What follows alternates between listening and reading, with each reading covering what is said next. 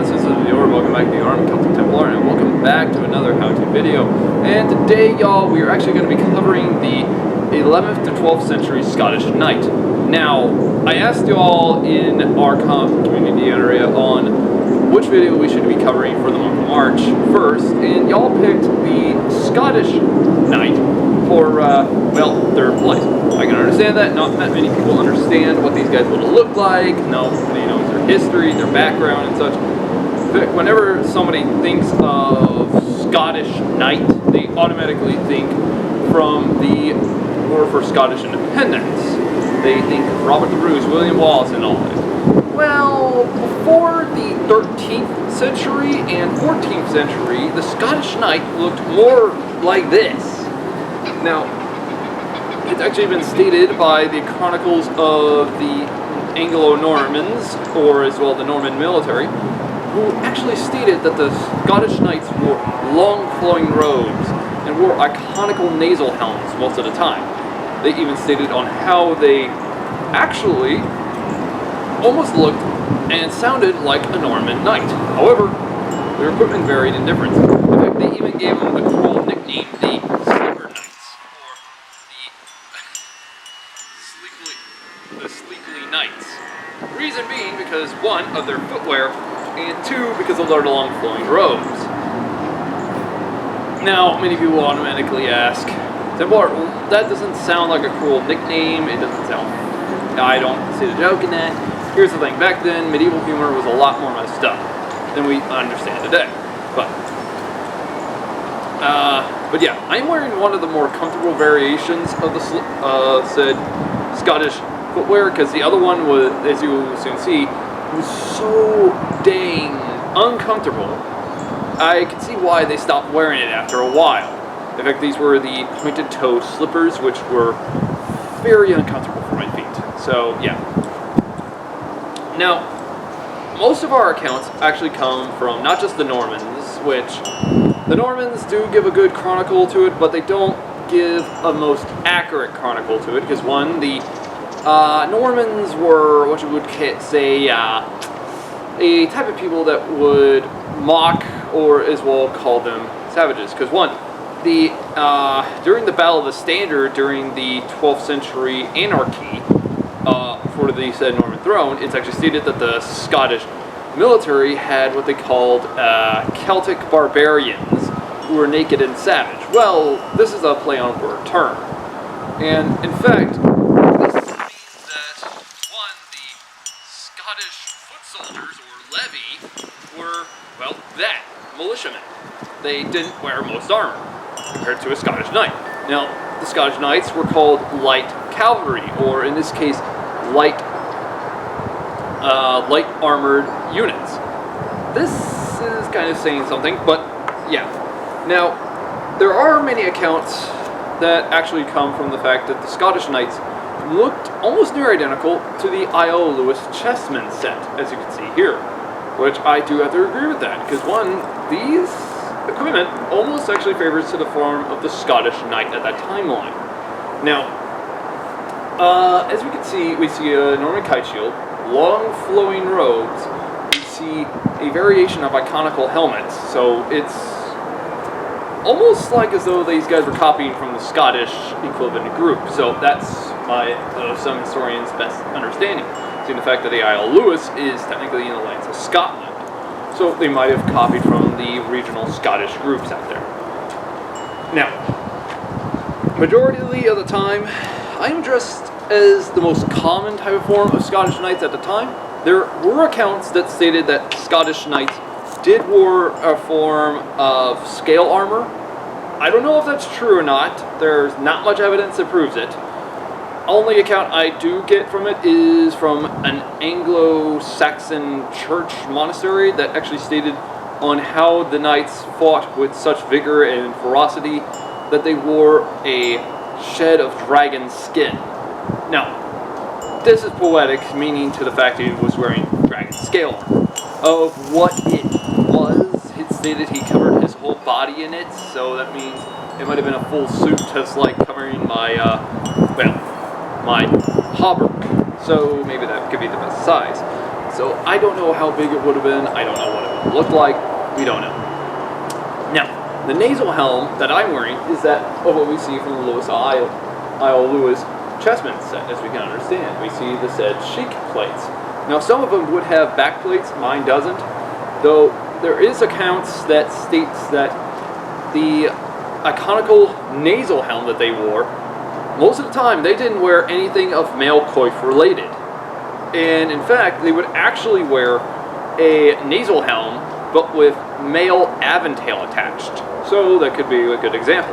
Some accounts also state that they wore a nasal-less helmet without any cheek guards, just a plain top piece like this. So it could be a good example of that. Now, the weapons and equipment they would use would vary from time to time. Now, the shield, as we see, is that of a kite shield. However, during the 11th century, the Scottish knights actually took most of their equipment from the said Anglo-Saxons to their south. So in doing so, they probably had the round shield. I'm not going to switch shields. I'd rather just keep the heater shield, the said kite shield right now, because I don't know why. It just feels more appropriate for that time period. Stated by the end of the 11th century, the shield would have evolved and changed. So, yeah.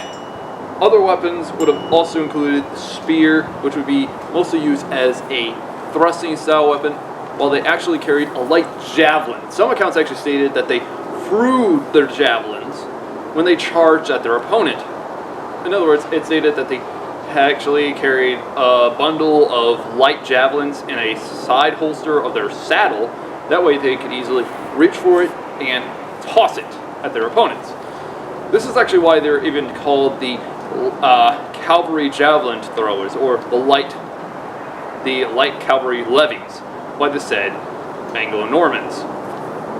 So there's little accounts to state on how they would have done it. Now, the said weaponry of melee combat would also include various type of designs. They were known to carry maces like this, which would be the most common and type design. Because one, this is actually a crashing type of weapon. In fact, the mail ain't going to stop this. This is going to break into the armor, break the bone. This would be the most probably common melee weapon they would go to before they go to their sword. Now, they would also use various type of forms of hand axes like this, which almost looked identical to the Norman or as well Nordic style axes. So this could be a good example to it. However, the way they used it, it varies from variation to variation, because I have actually read that apparently the cavalry uses it as an undersweeping hatchet to lob off the heads, even through right through coif and helmet. So I don't know if that's true or not, but that's got to be one hell of a hit. Because just imagine going sideways with this thing. It's just horrifying to get lobbied by this thing. Other accounts also state about their swords. Their swords varied from variation to variation. This is technically a Viking-style sword, which there are accounts that state they used Viking swords, or as well they would later use the iconical Norman-style swords before switching them up by the late 12th century to a newer design. So it varied from variation to variation. But you can see why the Scottish warriors would use this one, because this is a good hacking weapon, but it's also a good thrusting weapon. So I can see why the Scots would have used something near identical to this. But as well, most of the time they wouldn't use a sword. There are many accounts that stated they used a elongated knife like this, or shortened sword that had no guard and no pommel, but yet was used in such a manner that it hid behind their shield. So, in other words, it would have been something like a Scottish dirk, like this. Now, it would have been a lot longer, though, I'm guessing, but this is as best as I can get to it. Now, this would have been so horrifying to imagine getting this underneath your groin area. So, yeah. You can see why the Scots probably used it. But, anyways, guys, why don't we get right into the armor, shall we?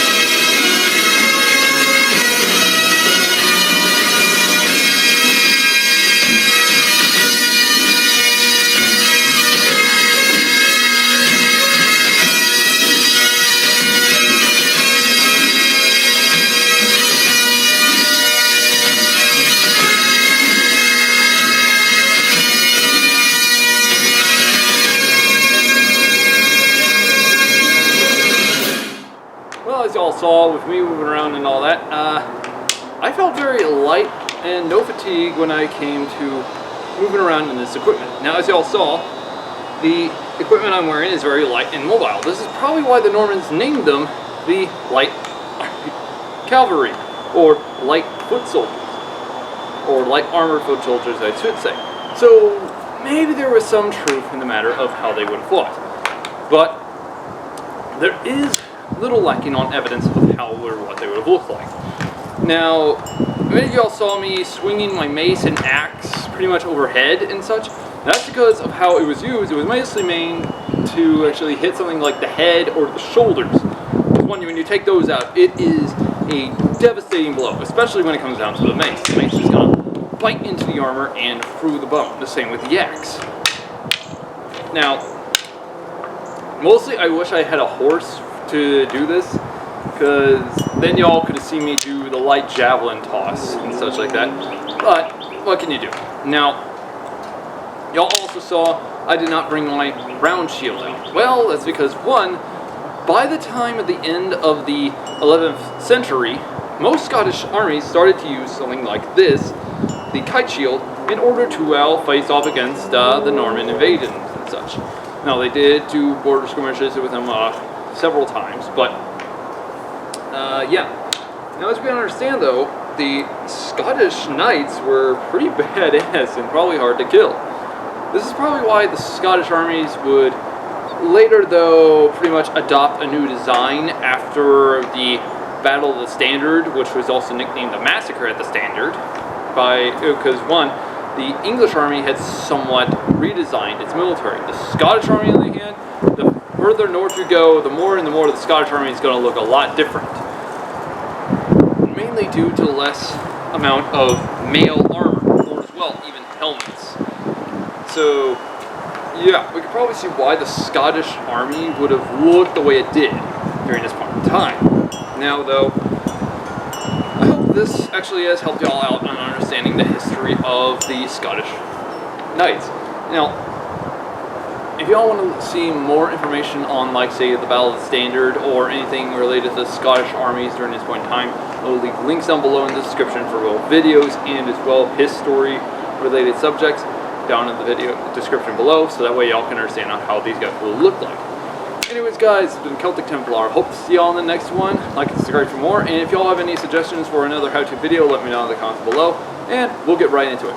Anyways, guys, it's been Celtic Templar. Hope to see y'all in the next one. Have a good day, y'all.